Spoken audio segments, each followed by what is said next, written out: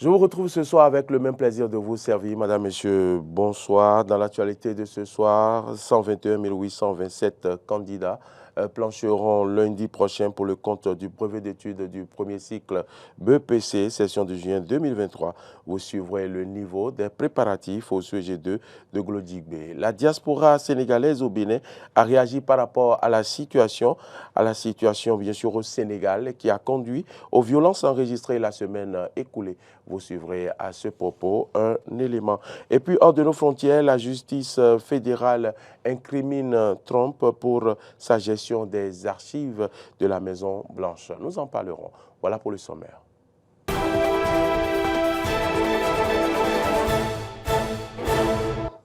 Merci à toutes et à tous pour l'attention et bienvenue dans ce journal. Comme je l'ai annoncé en titre, lundi prochain démarrent les épreuves écrites pour le compte du brevet d'études du premier cycle BEPC, session de juin 2023. Au total, 121 827 candidats vont composer, dont 59 327 filles et 62 500 garçons. Dans la commune d'Abomey-Calavi, précisément à Glodjigbe, au CEG2, tout est prêt, selon Hervé Toyon, censeur du dit collège. On l'écoute. Oui, nous sommes pratiquement à la fin de notre programme de révision. Nous avons démarré depuis le mois de mai et ça continue. Parce qu'on avait fini les programmes, on a fait un programme de révision pour les classes de 3e, en l'occurrence pour le BPC, et pour aussi la classe de terminale pour le bac. Donc le programme est fait pour leur permettre de bien réviser et de mémoriser et comprendre bien les notions qui les concernent.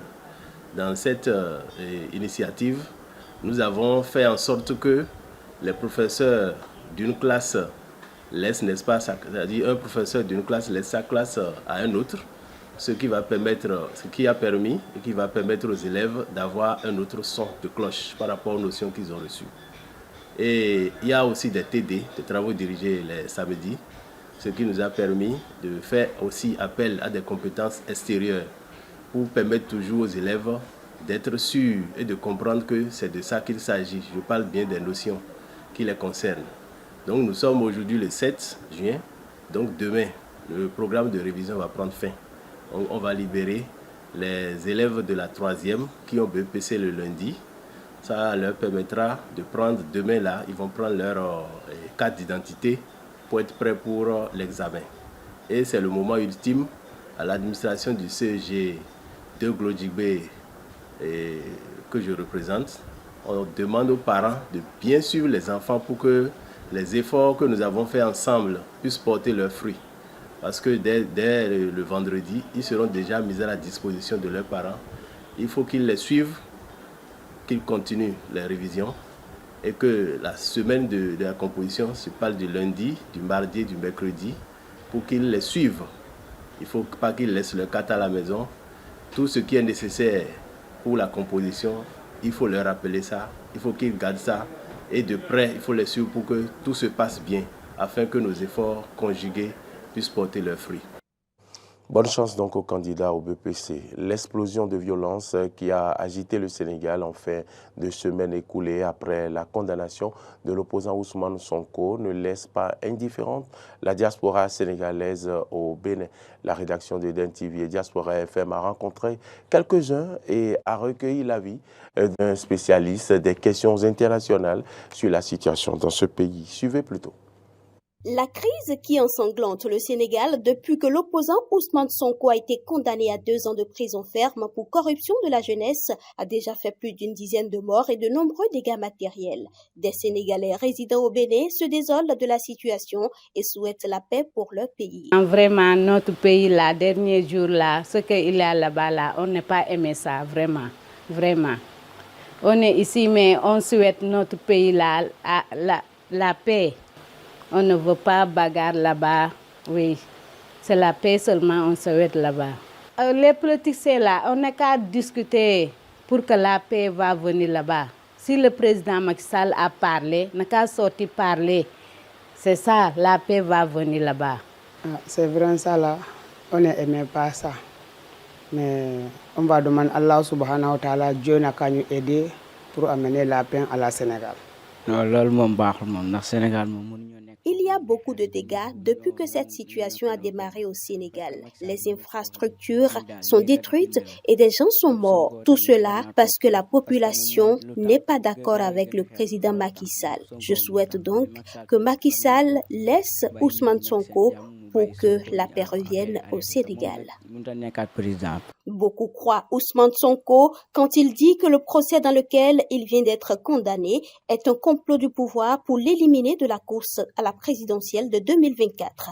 Le spécialiste des questions internationales, Morgana Sogba, donne sa lecture de la situation. La situation au Sénégal met en relief non seulement un fait politique, mais aussi un fait juridique. Il y a des procédures judiciaires contre M. Sonko, ce qui est normal dans un état de droit. Mais on constate par la même occasion qu'il y a le politique, pour ne pas dire le social, qui vient être un obstacle au déroulement normal de la procédure judiciaire. On a écouté la condamnation et le citoyen lambda et même l'expert que je suis vient à se demander est-ce qu'il est condamné pour les faits qui l'ont conduit devant les tribunaux? La réponse est non, puisque le tribunal l'acquitte pour le fait de viol. Le tribunal parle de condamnation pour corruption de la jeunesse, un thème qui semble être nouveau pour moi-même, l'expert entre griffes.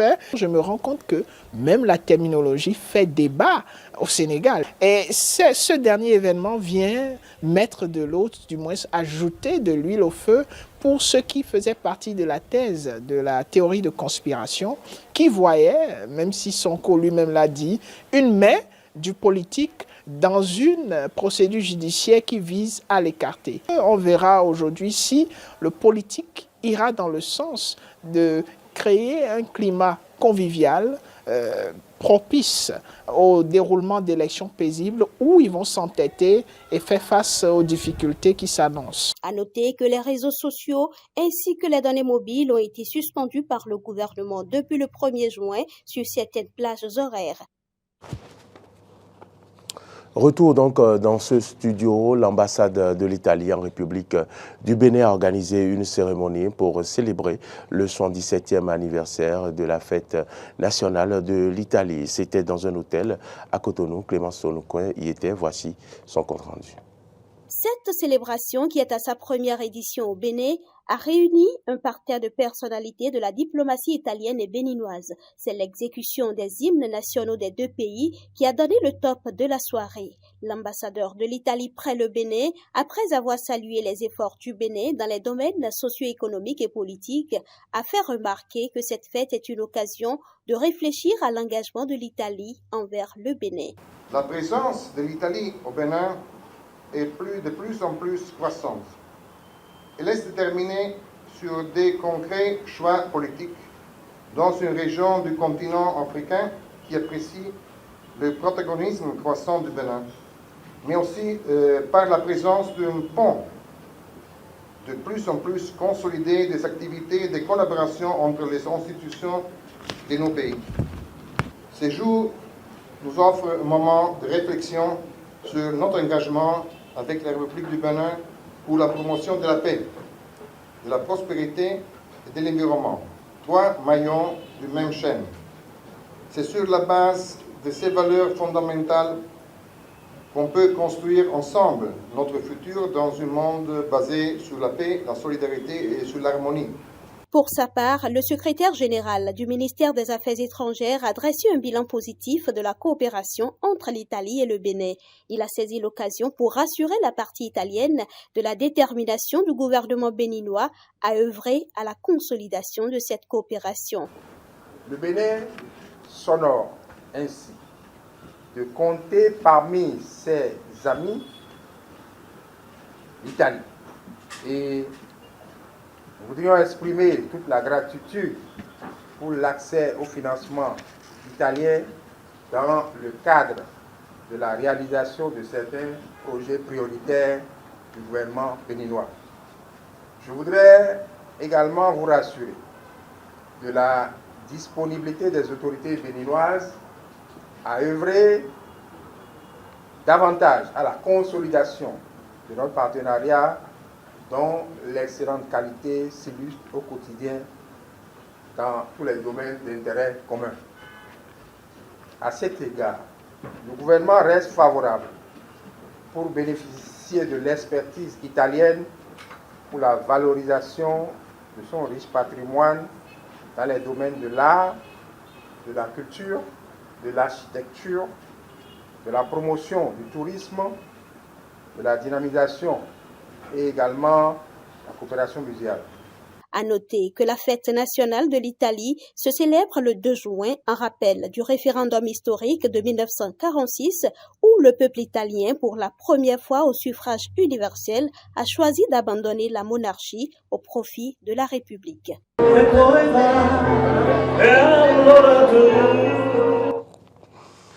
Les leaders du Front national pour la défense de la Constitution, FNDC, créé pour s'opposer au projet de troisième mandat d'Alpha Condé, arrêté en août 2022 par les nouvelles autorités guinéennes, libérés le mois dernier, se sont retrouvés encore hier face à la justice guinéenne. Ils ont appelé à une manifestation qui a été émaillée de violence. Les détails. Les leaders du FNDC, créés pour s'opposer au projet du troisième mandat d'Alpha Condé, arrêté en août 2022 par les nouvelles autorités guinéennes, libérés le mois dernier, qui se retrouvent encore hier face à la justice guinéenne. C'est vrai qu'ils ont appelé à une manifestation, mais cette manifestation a été émaillée de violences qui enregistrent des pertes en vies humaines et des blessures. Poursuivis pour participation délictueuse à un attroupement, destruction de biens publics et privés entre autres, Ibrahim Diallo et Oumar Silla ont passé près de 9 mois en détention sans changement avant d'être libérés en mai. C'est suffisant selon leurs avocats pour qu'ils recouvrent leur liberté. Même en cas de condamnation, lorsqu'il y a participation délictueuse, la première peine qui est prononcée va de 3 mois à 6 mois, a expliqué Maître Fodé Kaba Chérif, avocat de la défense. Je suis convaincu que le tribunal va dire le droit et qu'en disant le droit, nos clients vont recouvrir leur liberté de façon vraiment définitive, a-t-il ajouté. Et puis je l'ai annoncé en titre, la justice fédérale incrimine Trump pour sa gestion des archives de la Maison-Blanche. Cette incrimination constitue un énorme problème pour le républicain qui souhaite se présenter à la présidentielle 2024.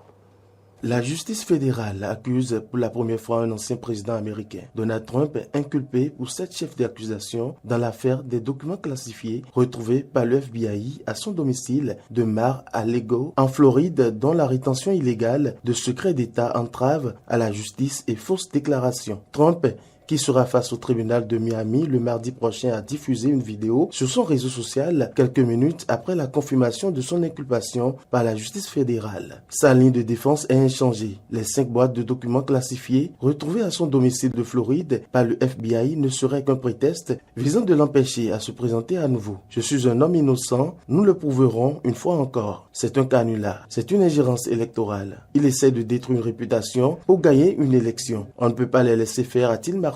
Donald Trump, qui dévance pour l'instant largement les autres candidats à l'investiture républicaine, s'est toujours défendu de toute malversation et se présente comme victime d'une persécution politique. Ses avocats ont été reçus par les responsables de ce ministère. Cette réunion avait été perçue comme le signal d'une inculpation imminente après des mois d'enquête, dont le point d'orgue fut la perquisition spectaculaire à son domicile de Floride en août 2022. Madame, Messieurs, c'est ici que se referme ce journal. Merci à toutes et à tous de nous avoir suivis et surtout ceux qui nous ont suivis tout au long de cette semaine. L'information, vous le savez, continue sur nos différentes plateformes, YouTube, Facebook, Twitter et sur notre site internet www.benin-eden.tv. Mais vous pouvez également suivre notre télévision en téléchargeant notre application Eden TV Diaspora FM sur Play Store et App Store. N'oubliez pas de garder votre position toutes les fois que cela sera possible pour suivre nos émissions du week-end. Ce soir déjà, c'est bien sûr le forum des rédactions à 21h, rediffusion demain à 10h et puis votre grande émission demain 11h, c'est bien Jardin d'Éden. Dimanche, ne ratez pas l'entretien du dimanche. Bonne suite de nos programmes et portez-vous bien.